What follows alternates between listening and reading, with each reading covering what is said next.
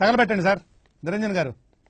ఇంతకు ముందు వచ్చిన ఆదిపురుష్ టీజర్ ఎంత దారుణంగా నిరాశపరిచిందో అందరికీ తెలుసు. 500 కోట్ల రూపాయలతో ఈ సినిమాను తెరకెక్కిస్తుండడంతో విఎఫ్ఎక్స్ విజువల్ ట్రీట్ గా ఉంటుందని, హాలీవుడ్ సినిమాలను తలదన్నే రీతిలో ఇందులో గ్రాఫిక్స్ ఉండొచ్చని అందరూ అనుకున్నారు. ఇంతకు ముందు డైరెక్టర్ ఓం రౌత్ 100 కోట్ల బడ్జెట్లోనే తానాజీ లాంటి మంచి అవుట్పుట్ ఇచ్చాడు కాబట్టి ఇప్పుడు 500 కోట్ల బడ్జెట్లో దానమ్మ మొగుడు లాంటి గ్రాండియర్ని అందిస్తాడని అంచనాలు వేసుకున్నారు. తీరా టీజర్ రిలీజ్ అయ్యాక చూస్తే ఆ అంచనాలన్నీ బూడిదపాలు అయ్యాయి. హాలీవుడ్ రేంజ్ అనుకుంటే కార్టూన్ నెట్వర్క్ని కూడా సరితూగని చెత్త గ్రాఫిక్స్తో డైరెక్టర్ డిసప్పాయింట్ చేశాడు. ఈ మాత్రం దానిక 500 కోట్లు పెట్టింది అని పెదవి విరిచేలా అత్యంత బలహీనమైన విఎఫ్ఎక్స్ వర్క్తో నిట్టూర్చాడు.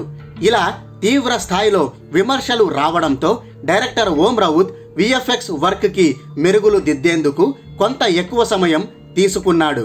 ఈ ఆదిపురుష్ని వాయిదా వేసి మరో 100 కోట్లు ఎక్స్ట్రా ఖర్చు పెట్టి కేవలం గ్రాఫిక్స్ వర్క్ మీదే కూర్చున్నాడు.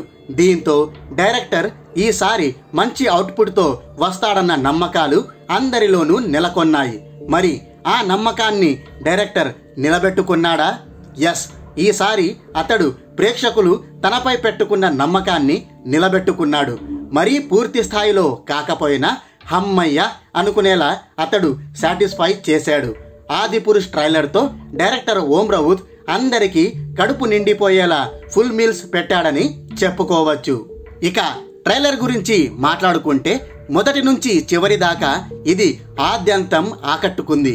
Grandeur, visual treat, Prabhas look, intensity, action scenes, dialogue అన్నీ మైండ్ బ్లోయింగ్గా ఉన్నాయి. ముఖ్యంగా విఎఫ్ఎక్స్ అద్దిరింది. టీజర్తో పోలిస్తే ఇందులో గ్రాఫిక్స్ అవుట్పుట్ సూపర్గా వచ్చింది. కాకపోతే అక్కడక్కడ కొంచెం గ్రాఫిక్స్ అసహజంగా అనిపించింది. హనుమంతుడు చెప్పే రాముడి కథతో స్టార్ట్ అయ్యే ఈ ట్రైలర్ చివరి వరకు ప్యూర్ గూస్ బంప్స్ తెప్పించేస్తుంది.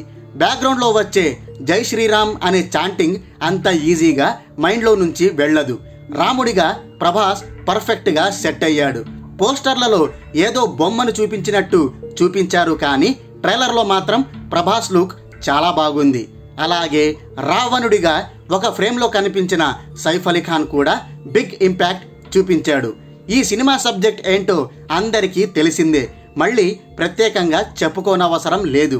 ఇక్కడ ఈ సినిమా విషయంలో ఎక్కువగా డిస్కస్ చేసుకుంది గ్రాఫిక్స్ గురించే కాబట్టి అది ఈ ట్రైలర్లో ఫుల్ సాటిస్ఫై చేసిందని చెప్పుకోవచ్చు.